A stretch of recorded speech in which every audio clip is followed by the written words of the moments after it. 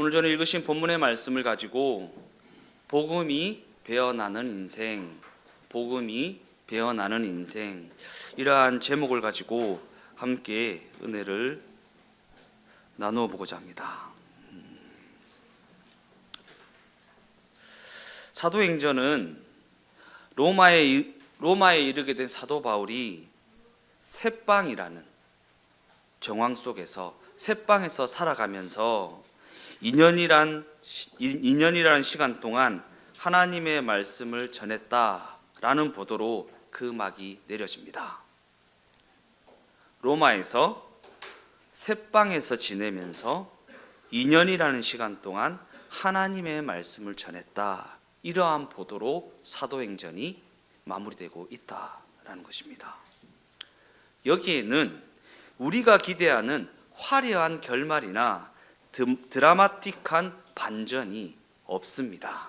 뭔가 이제 그렇게 고대하고 기대하던 로마에 이르게 되었으니 악당들의 목을 치고 승승장구하여서 로마의 왕좌에 앉았다라고 하는 그런 드라마틱한 화려한 결말이 기록되어 있지 않습니다. 이게 뭐야? 라고 할 정도로 셋방에서 지내면서 하나님의 말씀을 전하였다라는 보도로 마무리되고 있다라는 것입니다. 그러한 관점에서 우리가 사도행전이 기록하고 있는 사도 바울의 삶의 행적을 살펴보면 사도 바울은 자신이 가진 그 신앙을 자신의 소원을 성취하는 어떠한 방편으로 삼지 않았다라는 사실을 확인할 수 있습니다. 자신의 소원을 성취하기 위한 방편으로 자신이 가진 신앙을 사용하지 않았다라는 것입니다. 소원 성취용 신앙이 아니다라는 것입니다. 그러나 우리가 가진 그 신앙을 우리의 소원 성취용으로 사용할 때가, 소원을 성취하기 위한 방편으로 삼을 때가 얼마나 많이 있었냐라는 것입니다. 문제 해결을 위한 며칠 기도 이런 거 있죠. 수능, 취업, 자녀들을 위한 100일 기도, 이런 거. 그러나 성경이 전하고 있는 사도 바울의 삶의 행적을 보면 그가 자신이 가진 그 신앙을 자신의 소원을 성취하는 데 사용하지 않았다라는 사실을 확인할 수 있다라는 것입니다. 왜냐하면 그는 자신이 예수를 믿어서 자신의 꿈과 비전을 이룬다거나 자신이 예수를 믿어서 자신의 문제를 해결하는 것에는 아무런 관심이 없는 자였기 때문입니다. 오히려 그는 예수가 믿어짐으로 말미암아 문제에 봉착하게 됩니다. 예수가 믿어졌다라는 그 이유 하나만으로 문제에 봉착하게 됩니다. 그리고 여기서 사도 바울이 봉착한 그 문제는 궁극적인 운명이라는 구원에 관한 문제입니다. 내가 상황이 어떻다, 내 환경이 어떻다, 내가 지금 감옥에 갇혔다, 내가 어떻게 하면 감옥에서 나갈 수 있는가 라는 부분이 아니라 어떻게 하면 예수가 그리스도라는 사실을 전할 수 있는가, 하나님이 내게 맡겨준 그 사명을 감당할 수 있는가, 내 연약함을 어떻게 하면 극복하고 하나님의 뜻을 이루는데 조금이나마 참여할 수 있는가 라고 하는 문제였지, 문제 해결을 하기 위한, 내 상황을 개선하기 위한, 내 꿈을 이루고 내 비전을 이루기 위한 그 무엇이 아니었다라는 것입니다. 그런 관점에서 이 시대 수많은 교회들이 예수를 믿으면 모든 문제가 해결된다고 그렇게 광고를 하지만 성경에는 고달픈 우리의 현실에 대한 우리가 기대하는 해답이 제시되어 있지 않습니다. 성경에는요, 고달픈 우리 현실에 대한 우리가 기대하는 해답이 제시되어 있지 않다라는 것입니다. 그런 관점에서 사도 바울은 그로 인해 실망하고 있는 우리에게 빌립보서 3장 말씀을 통해 신앙과 현실에 대한 다음과 같은 이해를 제공하고 있습니다. 빌립보서 3장 10절에서 11절까지의 말씀입니다. 내가 그리스도와 그의 부활의 권능과 그 고난에 참여함을 알고자 하여 그의 죽으심을 본받아 어떻게 해서든지 죽은 자 가운데서 부활에 이르려고 하노니. 여기서 우리가 유심히 살펴보아야 할 대목은 어떻게 해서든지 죽은 자 가운데서 부활에 이르려고 하노니. 즉 사도 바울은 죽은 자 가운데서라고 하는 그 정황이 우리가 직면하고 있는 현실이라고 말합니다.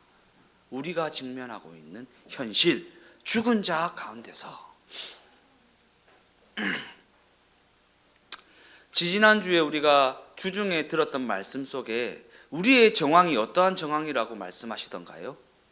파선한 배, 파선한 배.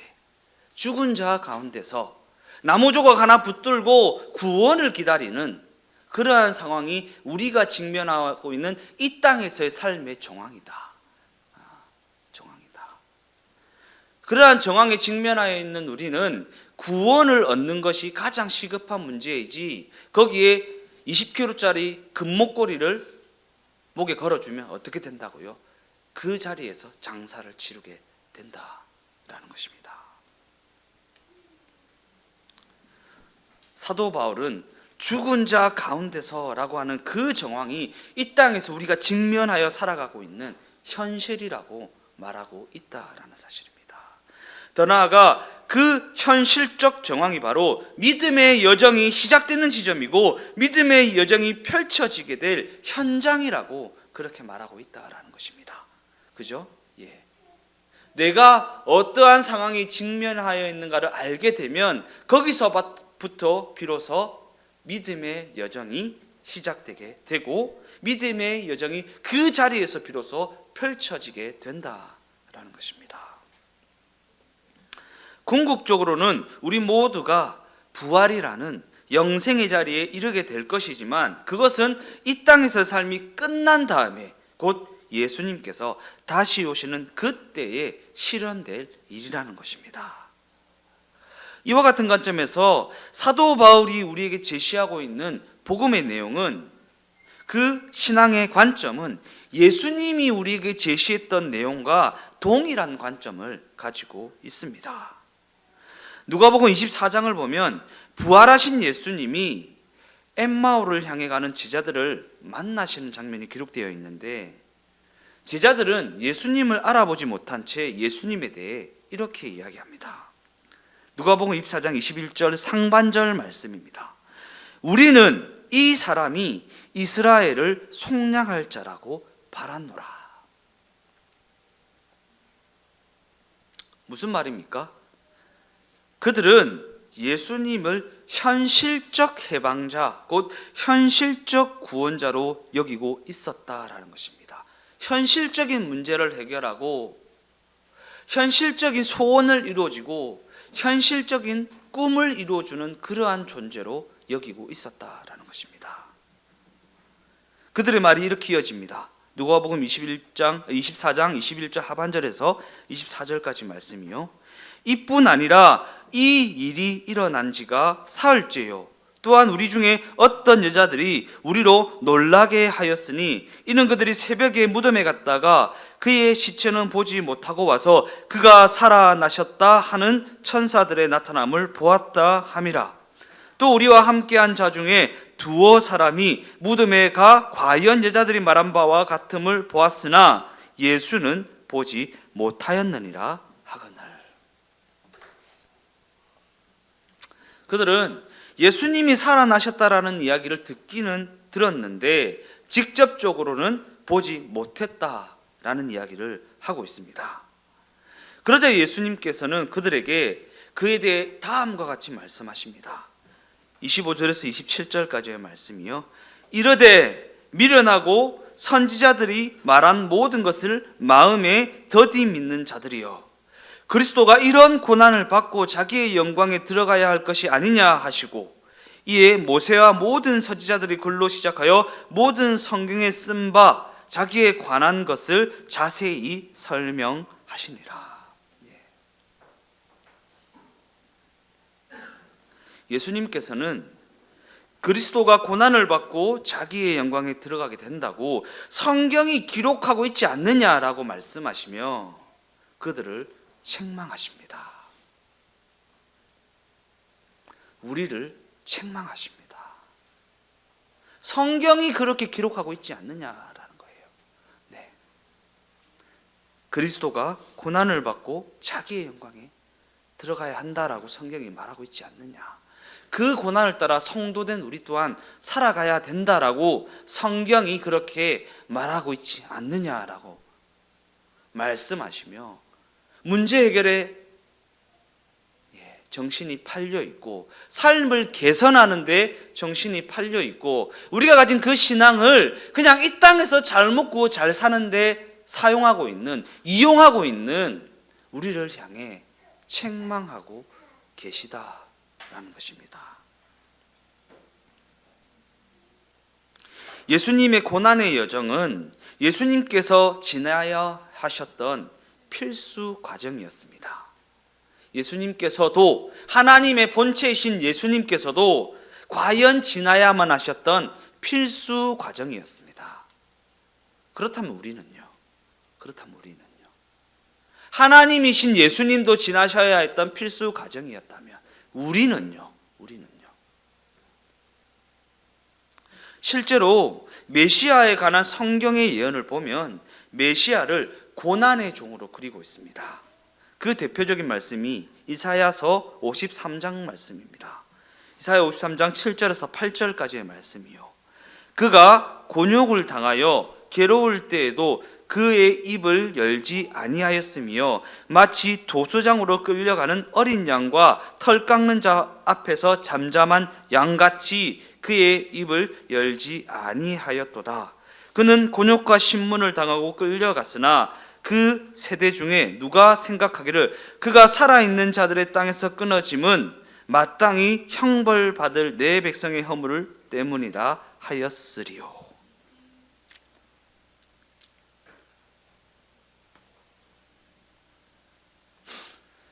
예수님께서 우리의 죄를 대신하셨다라는 내용은 너무나도 중요한 부분입니다. 그죠? 예수님께서 우리의 죄를 대신하셨다라는 부분은 너무나도 중요한 부분입니다. 그러나 우리가 주중에 말씀을 들었던 것처럼 안타까운 사실은 그 대목이 너무나도 강조된 나머지, 그 대목만 너무 강조된 나머지 그의 버금갈은 다른 중요한 내용이 외면되어 버리고 말았다라는 사실입니다. 예수님께서 우리 죄를 대신하셨다라는 내용만 너무 강조하다 보니까 다른 내용이 외면된다.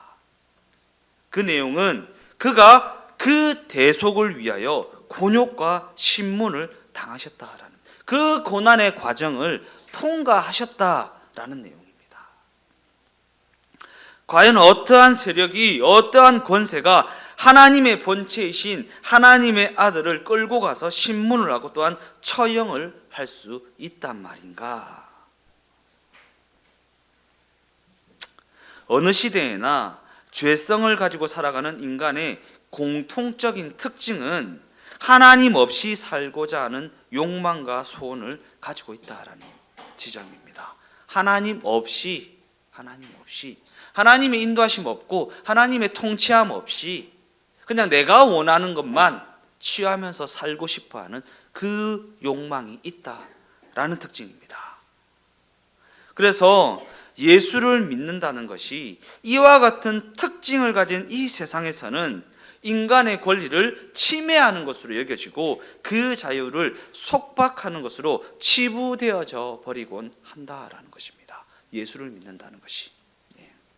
원하지 않는데 왜 가야 돼? 내가 바라지 않는데 왜 그렇게 해야 돼? 라는 그러한 인간의 권리를 침해하는 것처럼 자유를 속박하는 것처럼 여겨질 때가 너무나도 많이 있다라는 것입니다. 그러나 우리가 간과하고 있는 것은 무엇입니까? 우리가 파선한 배가 파선해서 물에 빠져서 구원을 기다리고 있다라는 그 사실은 간과하고 있다라는 것입니다. 우리가 어떠한 처지에 처해 있는지는 전혀 알지 못하고 있다라는 것입니다.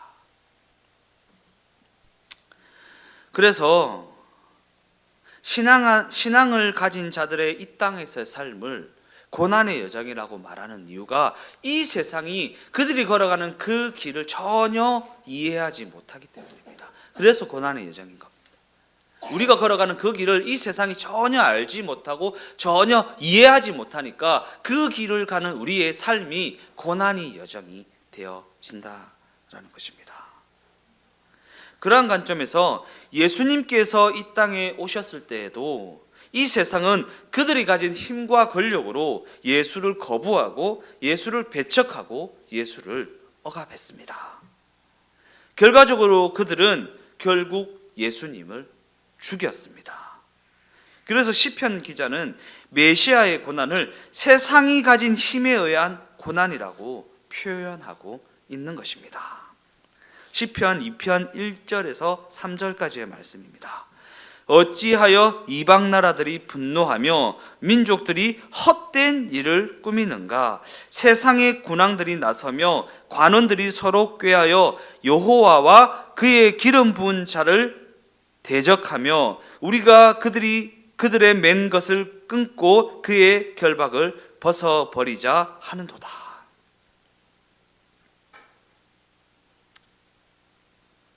이처럼 세상은 하나님의 뜻과 하나님의 다스림에 정면으로 대항하는 자들입니다. 하나님의 인도하심에 하나님의 하나님 되심에 정면으로 대항하는 자들입니다. 그래서 그들은 하나님의 일하심이나 하나님의 영광이나 우리를 향한 하나님의 뜻과 계획하심 같은 것들에는 아무런 관심이 없습니다. 하나님이 하나님 되시는 일에는 전혀 관심이 없습니다. 이 때문에 이 세상 역사는 스스로의 욕심에 휘둘린 채 죄악의 길을 걸어갔던 세상의 불순종과 세상의 무지와 세상의 포악으로 얼룩져 있다라는 세상 역사를 한번 보십시오. 이 시대 역사를 한번 보십시오. 멀리 볼 것 없이 우리나라의 역사를 보십시오. 왕이 왕을 죽이고 왕이 왕을 죽이고 내가 왕이 되려고 동생도 죽이고 형도 죽이고 심지어 부모까지도 죽이는 내 욕심에 사로잡혀서 그 욕심에 휘둘려서 내가 원하는 것을 갖기 위해서 죄악된 길을 걸어갔던 불순종과 무지와 포악으로 얼룩진 게 이 세상 역사 아닙니까? 우리나라만 그렇습니까? 전 세계 역사를 통틀어 봐도 동일한 관점, 동일한 길을 제시하고 있지 않습니까? 그러한 관점에서 예수님께서 이 땅에서의 삶을 시작하실 때, 공생애를 시작하실 때 맨 처음으로 해야 했던 일은 하나님을 거역하고 있는 이 세상 권세 속에서 하나님의 뜻을 이루어내야 하는 당신의 사역과 당신의 신분과 당신의 처해 있는 그 자리와 당신이 맡게 된 그 책임을 선포하는 일이었습니다. 나는 이 길을 걸어가야 돼. 나는 이 일을 감당해야 돼. 그러니까 다른 것들은 내게 말하지 마라. 그래서 가나의 혼인잔치에서 그의 어머니가 포도주가 떨어졌다라고 했을 때 그게 나하고 무슨 상관이 있느냐라고 말씀하셨던 이유는 당신의 사역이 그게 아니고 당신의 사역이 그저 문제 해결하는 것이 아니고 그들의 삶을 조금 개선하는 것이 아니고 하나님의 뜻을 이루고 하나님의 영광에 참여하고 하나님이 하나님 되시는 일들을 이루어내는 일이기 때문이었다라는 것입니다.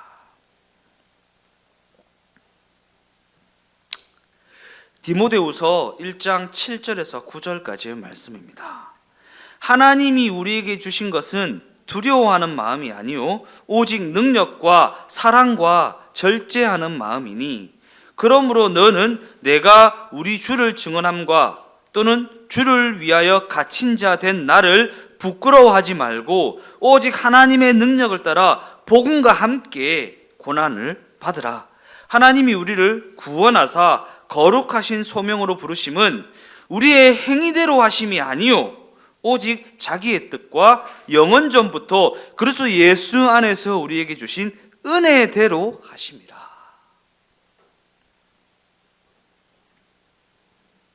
그러니 복음과 함께 고난을 받으라. 복음과 함께 고난을 받으라.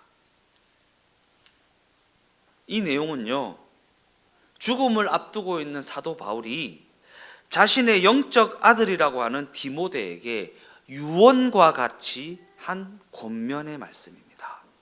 죽음을 앞둔 사도 바울이 마지막으로 자신의 영적 아들, 자신의 제자 디모데에게 유언과 같이 남긴 권면의 말씀입니다.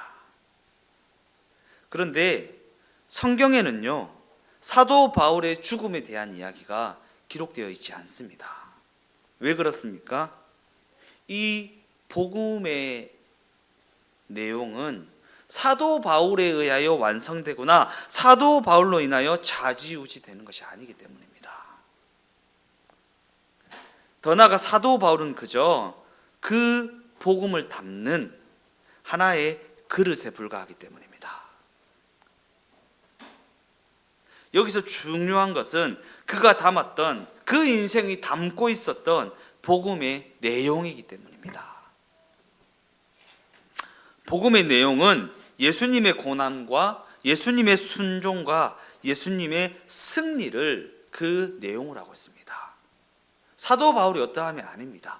예수님의 고난, 예수님의 순종, 예수님의 승리, 예수님께서 무엇을 하셨는가, 예수님이 어떠하신가 라는 게 복음의 내용이지 그릇이 어떠한가가 아닙니다.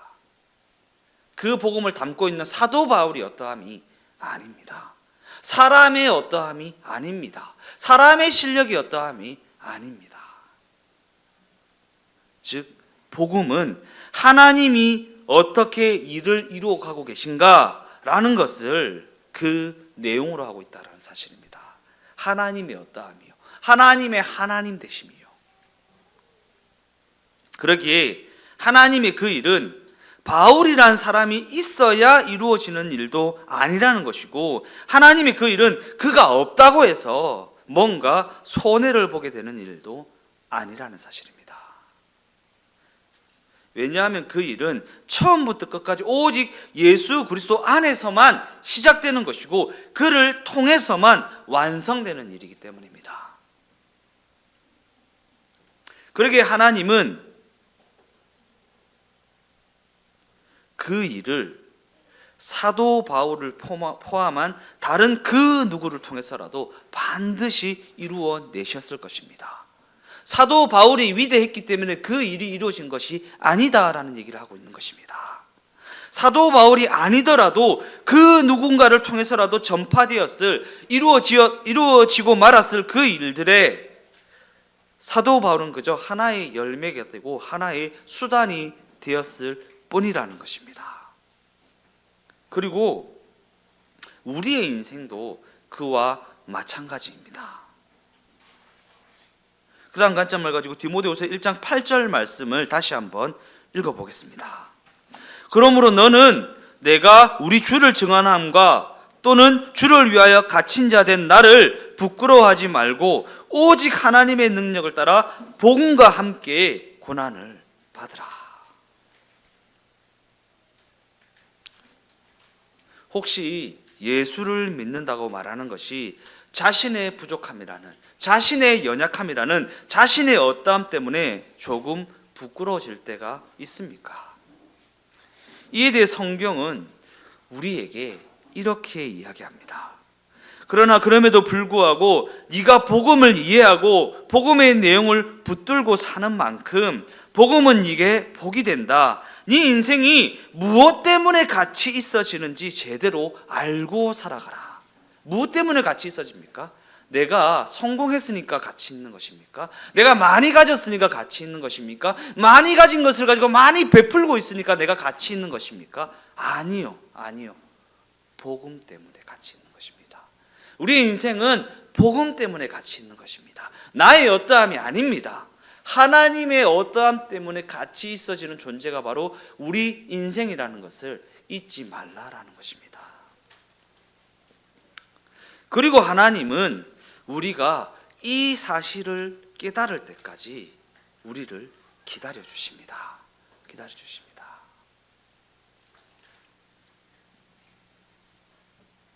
그런 관점에서 사도 바울은 앞서 살펴본 디모데후서 1장 말씀에서 자신의 능력이나 자신의 실력이나 자신의 충성함이, 자신의 그 무엇이 복음이 이루어지는데 조건이 될 수 없다라고 너무나도 명백하게 밝히고 있습니다. 그럼에도 불구하고 중요한 것은 그 인생에 복음의 내용이 담겨져 있다라는 사실입니다. 그가 얼마나 실력을 가졌느냐가 중요한 것이 아니라 그 인생이 복음의 내용을 담고 있다라는 게 중요하다라는 것입니다. 그래서 사도 바울은 고린도 후서 말씀에서 이 복음을 담고 있는 자신의 인생을 질그릇에 담긴 보배라고 표현하고 있는 것입니다. 질그릇에 담긴 보배. 고린도후서 4장 7절 말씀을 다 같이 한번 읽어보겠습니다. 우리가 이 보배를 질그릇에 가졌으니 이는 심히 큰 능력은 하나님께 있고 우리에게 있지 아니함을 알게 하려 함이라. 우리에게 있지 않다. 우리의 어떠함에 있지 않다. 우리의 실력에 있지 않다. 그저 우리는 심히 큰 하나님의 능력이라는 그 복음의 내용을 담고 있는 질그릇에 불과하다. 오늘 제목이 무엇입니까? 복음이 배어나는 인생. 복음이 배어나는 인생. 결론적으로 말씀을 마무리하면서 복음이 배어난다라는 게 무엇인가? 복음이 배어나는 인생이라는 게 무엇인가? 우리 조찬현 성도님 시대 옛날에 고기가 매우 귀할 때에 정육점에 가서 고기를 사면 그것을 어디에 싸서 줬습니까? 신문지에 싸서 줬습니다. 그죠? 신문지에 싸서 줬습니다. 그러면 그 고기에서 피가 배어 나와서 신문지가 벌겋게 졌습니다. 그죠? 우리 드라마 같은 거 보면 그렇게 되죠. 예.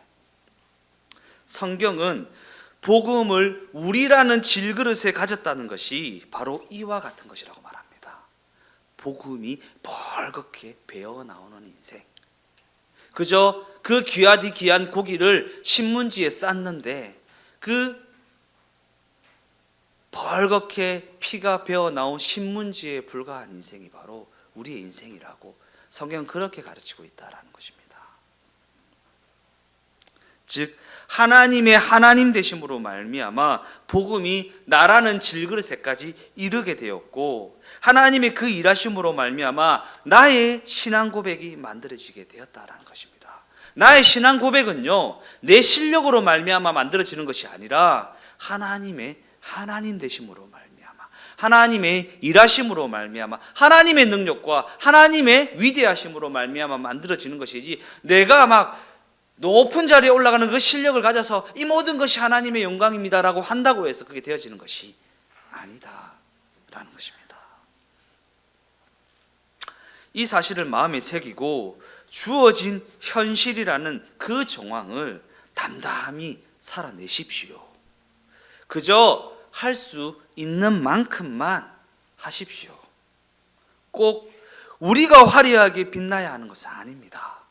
우리가 화려하게 빛나야지만 하나님이 영광 받으시는 것이 아니다라는 것입니다. 우리는 그저 벌겋게 젖은 신문지에 불과하게 부르심을 입은 자들이기 때문입니다. 우리가 그 사실을 기억한다면 현실의 어떠함으로 말미암은 두려움이나 그 정황으로 말미암은 수치스러움에서 자유함을 얻는 그러한 인생이 될 수 있지 않겠습니까? 성경은 그 모든 현실적 정황이 하나님이 당신의 뜻을 이루어 가시기 위해 준비하시고 섭리하신 정황이라고 너무나도 명백하게 증언하고 있기 때문입니다. 예수님 당시에도 예수님을 그리스도로 알아보는 이는 아무도 없었습니다. 예수님을 하나님으로 알아보는 자가 아무도 없었습니다. 왜냐하면 예수님은 당시 사람들에게 그저 죄인에 불과한 존재였기 때문이고, 잘못을 범해서 십자가 형틀에서 무력하게 죽임을 당한 이에 불과하였기 때문입니다. 그러나 무력하게 죽어가는 그 십자가 형틀이라는 자리에 하나님의 능력이 배어나와 당신께서 뜻하신 그 일을 이루어 내셨다고 성경은 증언하고 있습니다. 이와 같이 성도된 우리 모두의 인생은 하나님의 하나님 되심이 배어나는 신문지와 같다라는 사실을 잊지 마십시오. 신문지가 귀한 것이 아니라 그 신문지가 싸고 있는 하나님의 하나님 되심이 귀한 것입니다.